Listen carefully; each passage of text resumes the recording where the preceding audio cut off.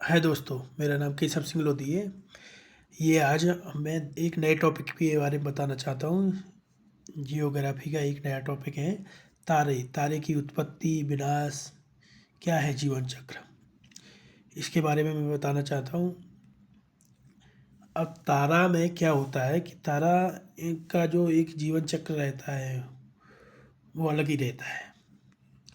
तारा इस तरह नहीं जैसे लोगों का जीवन चक्र होता है। हाँ, इसी तरह से एक सेम जैसे आकाशगंगा में कुछ चीज़ें होती हैं। आकाशगंगा में मेघ होती हैं, गैसों की मेघ, गैसें होती हैं, गैसों का आवरण रहता है।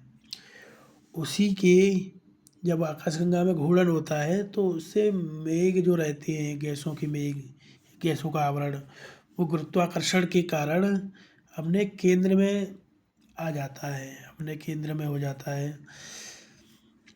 तो उसके द्वारा सभी जो धूल के कण हैं, गैसों का आवरण है, वो संकुचित हो जाता है और आसपास पास-पास आ जाता है। पास-पास आ जाता है तो उसमें एक क्रिया प्रारंभ होती है। उससे एक तारे का तारा बनता है।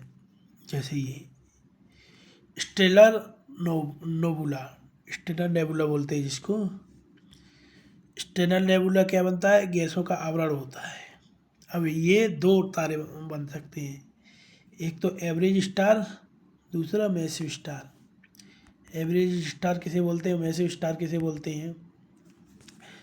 एवरेज स्टार बोलते हैं एक नॉर्मल सूर्य को, नॉर्मल तारा को, जैसे अपना तारा है जो कम द्रव्यमान वाला है, लोअर मास वाला है, उसको एवरेज स्टार बोलते हैं।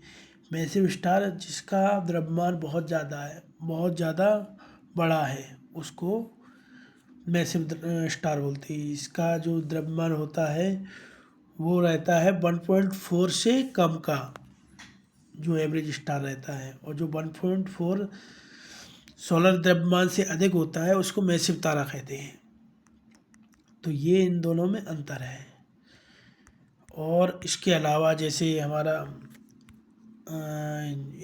ये तारा बनता है जब गैसों के आवरण से, तो उसमें अगला स्टेज आता है क्या कि नाभिकीय संलग्न होने लगता है, हाइड्रोजन हीलियम में परिवर्तन होने लगता है।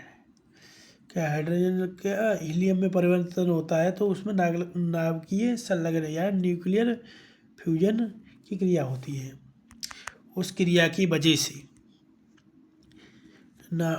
उस क्रिया की वजह से उस तारे में बहुत सारा ऊर्जा का संचार होता है। जैसे अपना सूर्य है, अपने सूर्य में क्या है, अभी नाभिकीय संलग्न हो रहा है। नाभिकीय संलग्न की क्रिया होती है, हाइड्रोजन हीलियम में परिवर्तित होती रहती है। ये चलती रहती है। फिर जब पूरी हाइड्रोजन जलकर हीलियम में परिवर्तन हो जाती है तो उसके बाद अगली स्टेज आती है जिसको रेड जॉइंट बोलते हैं। रेड जॉइंट जैसे छोटा तारा जो रहता है उसमें रेड जॉइंट बोलते हैं, जो बड़ा तारा रहता है उसमें रेड सुपर जॉइंट बोलते हैं कि जैसा होता है, क्योंकि उसमें हाइड्रोजन पूरा जल चुका है। जब हाइड्रोजन जल गया है तो वो पूरा शांत हो गया है, शांत हो गया तो वो रेड हो गया है। उसमें पूरा हाइड्रोजन हीलियम में बदल चुका है। अब उसमें कोई भी नाभिकीय संलग्न के लिए कोई फील नहीं बचा है, तो वो शांत होकर रेड रेड हो गया है, इसलिए रेड जॉइंट या रेड सुपर जॉइंट बोलते हैं। आगे इसमें एक अलग क्रिया होती है कि हीलियम कार्बन में बदलता है। कार्बन कार्बन है वो जैसे लोहे जैसी तत्व में बदलता है।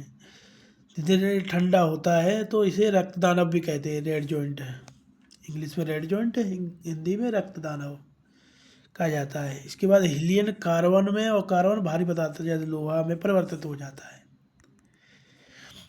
और जब लोहा में परिवर्तित हो गया तो वो उसमें संकुचन हुआ तो उसमें एक ब्लास्ट होता है, जिस ब्लास्ट को सुपरनोवा विस्फोट कहते हैं। सुपरनोवा विस्फोट, तो वो ब्लास्ट को सुपरनोवा विस्फोट कहते हैं। ये कौन से, जो एवरेज तारे जो मैंने बताया 1.4 मास, मतलब सूर्य का द्रव्यमान, सोलर द्रव्यमान जिसको बोलते हैं, वो 1.4 मास का जो रहता है उसको छोटा तारा कहते हैं या एवरेज तारा कहते हैं। जो 1.4 मास से ज़्यादा द्रव्यमान का होता है उसको बड़ा तारा कहते हैं या विस्तृत तारा कहते हैं, बृहद तारा कहते हैं। तो ये है मैसिव स्टार। ठीक है, मैसिव स्टार की कहानी। तो आगे क्या होता है उसमें, उसमें जल के एक विस्फोट होता है, सुपरनोवा विस्फोट। क्यों? क्योंकि पूरा हाइड्रोजन हीलियम में बदल चुका, अब वो शांत हो गया, रेड जॉइंट हो गया या रेड सुपर जॉइंट हो गया।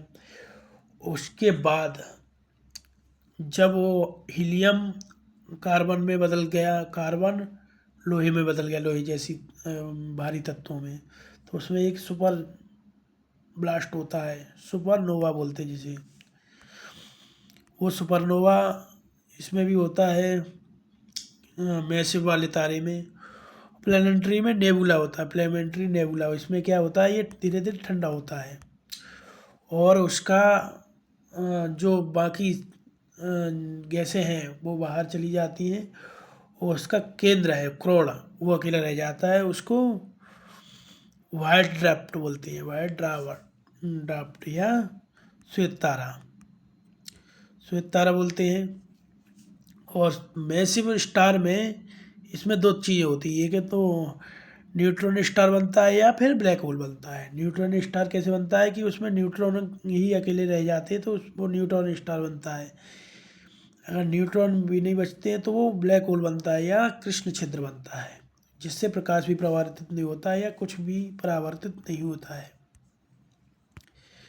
ये वो तारे की साइकिल है। तो वो जीवाश्म तारा रह जाता है, जिस श्वेत वामन रहता है ना, उसको फॉसिल तारा भी कहते हैं, क्या जीवाश्म। अब श्वेत वामन काला वामन हो जाता है, ब्लैक ड्राफ्ट में परिवर्तित हो जाता है। अगर 1.4 सोलर द्रव्यमान से ज़्यादा होता है तो उसको चंद्रशेखर सीमा कहते हैं। उसका टर्म में एक चंद्रशेखर सीमा कहते हैं, ये याद कर रखना है क्योंकि यूपीएससी के प्रीलिम्स वगैरह में पूछ लिए जाते हैं। चंद्रशेखर सीमा या चंद्रशेखर लिमिट इंग्लिश में, तो ये कहते हैं। और न्यूट्रॉन तारा क्या है कि आगे चल के न्यूट्रॉन तारा या पल्सर तारा कहते हैं। इसको टूटता जाता है, इसके द्रव्यमान में कमी हो जाती है। तो ये तारे का जीवन चक्र है। आप कमेंट करके बताइए कि कैसा लगा हमारा ये, और हमारे चैनल को सब्सक्राइब कीजिए, लाइक कीजिए, शेयर कीजिए। धन्यवाद, थैंक्स।